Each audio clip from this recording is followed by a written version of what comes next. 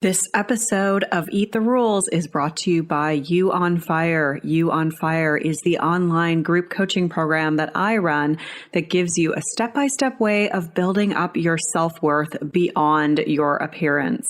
With personalized coaching from me, incredible community support, and lifetime access to the program so that you can get free from body shame and live life on your own terms.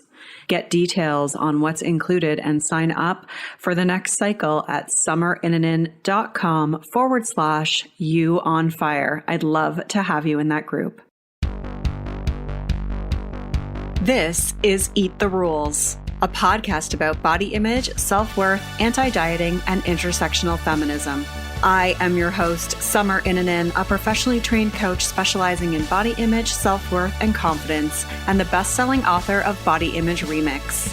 If you're ready to break free of societal standards and stop living behind the number on your scale, then you have come to the right place. Welcome to the show.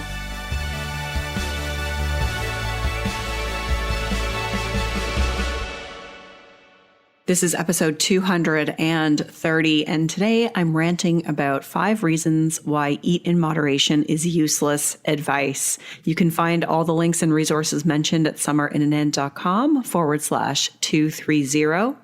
I want to give a shout out to Mara Jane, who left this review. This podcast delves into more than just body acceptance. It is about loving and accepting yourself for who you are now. We are more than our bodies. I love this podcast. Thank you so much for leaving that review. I so appreciate it. I love when I get email notifications with reviews coming in. Except when they're terrible reviews, although they often make me laugh. But anyways, I really, really appreciate that. If you would like to leave a review for the show, I would really, really be so grateful. Leaving a review helps others to find this show and the information that you're learning here. You can do that by going to iTunes, search for Eat the Rules, then click ratings and reviews and click to leave a review. Also, you can subscribe to this show via iTunes or whatever platform you use to listen to podcasts. And if you haven't already done so, grab the free 10-day body confidence makeover at summerinnanen.com/freebies with 10 steps to take right now to feel better in your body.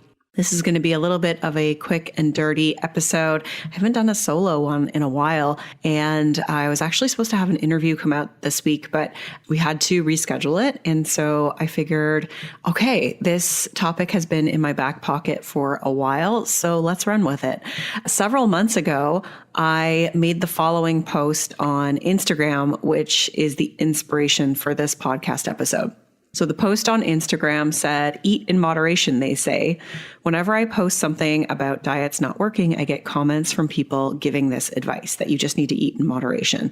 And it's useless advice for most people, especially if you've been influenced by diet culture. Our bodies have a wonderful way of regulating our hunger and fullness and giving us signals on what we need to satisfy our physical and emotional needs. This gets disrupted when diet culture teaches us to question our instincts, lose trust in ourselves, and give our power over to a glossy guru on the internet. Saying just eat in moderation is useless if you've been depriving yourself mentally and physically, seeing food through the lens of good and bad, and deciding what to eat based on whether or not it will make you gain or lose weight. Eat in moderation is another phrase for control your eating, which doesn't work in the long run. There is so much more I could say about this. Maybe I'll do a podcast on it. Would you like that?" That's the end of the post. So here we are. I'm doing a post on, not a post. I did a post on it. I'm doing a podcast on it based on your feedback that you would like a podcast on it. And I think it could be super helpful because this is something we hear over and over. It's like people say, well, you don't need to diet. You just need to eat in moderation. And I'm going to break down why that is quite useless advice. But before I do that, I just want to say, listen, if that phrase resonates with you, if you're like, yeah, I like to eat in moderation, it works for me, it makes you happy, cool, do whatever you want with your body. I'm not really here to shame you for that or anyone else for doing what they want to do. But I think that using this as kind of a blanket statement can create a lot of issues for people because it's really just code for dieting. So I'm going to break down why that is. So the first reason why eat in moderation is useless advice is because moderation, that word, is really up for interpretation. However, that interpretation usually aligns pretty closely to a set of rules or limits on eating. So if I were to ask you, what does moderation mean? What does moderation mean to you? What would that look like in your life? I'd be so curious to hear people's answers to this because one person's definition is probably going to be pretty different than someone else's. But I would wager to bet that the majority of people would imagine it as being a more controlled or portioned way of eating. And that can sound fairly innocent, but when we look at it in practice, we can see that it looks an awful lot like dieting. So for example, it's like, okay, I feel like some chips. I'm just going to put 5 in a cup and I can't have any more than that. Or I can have ice cream twice a week and I already did that. So now I have to wait till next Tuesday when my ice cream quota resets. Those sound like rules, right? Like that's putting limitations on your eating. And that brings me to my second reason why eat in moderation is useless advice. It's really code for restriction. It's code for deprivation. And like I said, I think wellness and fitness pros or doctors use this language as a way to be like, yeah, no, like diets aren't good for you, but we just need to eat in moderation. It's like they're trying to absolve themselves of the evils associated with dieting. Yet they're still giving themselves a pass to prescribe something that looks very similar to a diet. It's actually probably more confusing because it's not even a set of rules. It's like open for interpretation and people are just going to kind of take it. And if you have the diet mentality, you're probably going to make it look like a very strict set of rules. But really that word moderation, it's implying that we need to limit ourselves. And it's really implying that like we have a problem with excess, that like, we can't control ourselves and that we, our hunger needs to be tamed and our desires are too much, which is such bullshit, really. And that just feeds into, this whole idea of fat phobia, right? And this idea that like, being in a larger body is associated with excess and things like that, which is hugely problematic because that's not true at all. But it's really code for deprivation and restriction. And it's about trying to control what we put in our mouths, right? It's like saying, only allow yourself this much or choose something based on what you've had or done this week or today. And we know that restriction, both physical and mental, leads to binging. It leads to eating more. It leads to feeling out of control. It leads to guilt. It leads to overthinking food and fixating on it.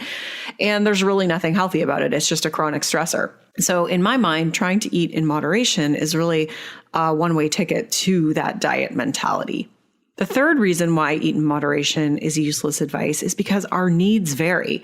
Some days you're going to be hungrier than others. Some weeks you're going to be hungrier than others. Some seasons you're going to be hungrier than others. Some days you're going to want heavier or saltier foods. If you limit or deny yourself when you have those needs, it's only going to increase the desire for them. Or if you think about like, the holiday time when we have a lot more access to different kinds of foods and we're using it really as a form of celebration. If we're trying to kind of deny ourselves during those times, that always backfires. That always leads to people, just feeling terrible, fixating on food the whole time, stressing out about the holiday foods and eating, and nothing good comes from that. Whereas if we can just kind of respect that our needs vary and that different seasons of our lives, different seasons of the weather, different times, different days, we're going to have our different needs and be hungrier or less hungry, then we can respect that, we're not robots and that we are dynamic and we have these different needs. Another simple example of this is if you have a hormonal cycle, you're going to be hungrier and want more starchy things in the luteal phase. So if you ovulate, I should say. And along the same lines, when we don't honor our needs, it also ignores our satiety. The previous episode of this podcast, episode 229 with Marie Pear, she talks a lot about satiety, and satiety is really equally important in terms of, honoring our fullness. It's actually probably more important. We need to feel satisfied when we eat. And sometimes that means we're going to either eat more or less of something to achieve that. So let's say that you're really craving chips, but you choose carrot sticks because you're like, no, I'm just, trying to pick something different. You're either probably going to like eat a lot of carrot sticks and just still feel unsatisfied. And then likely at some point, you're probably just going to end up binging on chips or something that satisfies that craving or desire you had. Because if you don't satisfy it, then you're going to find something else. It's actually like a reason why I don't like low salt foods. So like my son loves veggie straws, but if I have one, I'm like, they're not like, to me, they're not satisfying.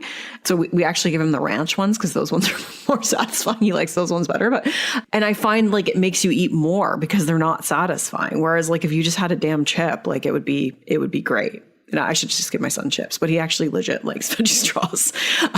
But this is why I always look at what clients are eating in a day to see if some of the cravings that they're having, or like that feeling of like, oh, I just, I eat past fullness at dinner, or I'm always like eating, a lot of sweet stuff at night. I always want to look at that, because if we're under eating earlier in the day or we're consuming unsatisfying foods, then that can lead to sort of those feelings of being like out of control or eating past fullness. And limiting ourselves is going to disrupt our ability to feel satisfied, leading to feelings of deprivation and all of those problems I mentioned that go along with that. So I think, it's like maybe instead of eat in moderation, it's like eat based on what your body needs, because that's going to give you a lot better information. And that leads to my fourth point about why eat in moderation is useless advice. It disrupts trust with our bodies. When we limit ourselves or we try to control certain portions of the food we eat, we are disrupting that trust. When we start to intellectualize our food choices, basing them on what we think we should eat instead of really listening to what our body needs, then we cut off that sort of signal between our body and our mind. And we start using our brain to make food decisions instead of listening to what our body needs. And so honoring what our body needs is going to promote that trust, and it's going to make eating so much easier. And then food is just going to be food, and we're not stressing about it because we know we can trust our signals and desires, and we're really connected to what those things feel like for us. And then the last point, probably the most important, why eat in moderation is useless advice, is because anti-fat bias or fat phobia mess up the way we think about food. And I think that recommendation to eat in moderation probably wouldn't even exist if we lived in a culture that respected and celebrated all bodies, all body sizes, all races, all backgrounds, all sexual orientations, everything like that. Because eating in moderation is really driven from fat phobia and weight discrimination. It's a way to tell people to watch their weight without giving them a strict set of diet rules. But it likely ends up backfiring all the same. And that's because anytime our food choices are dictated by a desire to lose weight or fear of gaining weight, we end up having a messed up relationship with food. And from a bigger perspective, the idea that we need to watch our weight upholds weight stigma and discrimination against larger bodies. And so that should have been number one, but I saved it for last because it was the most important, if you know what I mean. So that's why I think eat in moderation is really useless advice. But again, if it works for you, cool, that's great. But I find the vast majority of people I work with who have even a smidge of the diet mentality, this just does not work. It's just not going to work out because we turn it into a diet. And for all the reasons that I mentioned before, it's problematic for them. So some questions to ask yourself when you're about to eat instead. What do I feel like eating? What does my body need? If I was not afraid of gaining weight, or if I didn't want to lose weight, what would I eat? And let those things guide your decisions. And we've done so many more episodes around eating and food, and specifically the previous episode 229 is a good one to just go back to if you're looking for some helpful reminders about how to heal your relationship with food. But I wanted to cover that today because detaching weight and roles from our eating is truly the first step towards healing our relationship with food. All right. You can find all the links and resources mentioned in this podcast at summerinandin.com/230. We are getting close to the end of this season of the podcast, and then we're going to be running some best ofs through the summer. I will give you a heads up on that when that's coming down. And thank you so much for being here today. Thank you so much for listening. Thank you so much for encouraging me to do this episode. I hope you enjoyed it. Rock on. I'm Summer Inanen, and I want to thank you for listening today. You can follow me on Instagram and Facebook at Summer Inanen. And if you haven't yet, go to Apple Podcasts, search Eat the Rules, and subscribe, rate, and review this show. I would be so grateful. Until next time, rock on.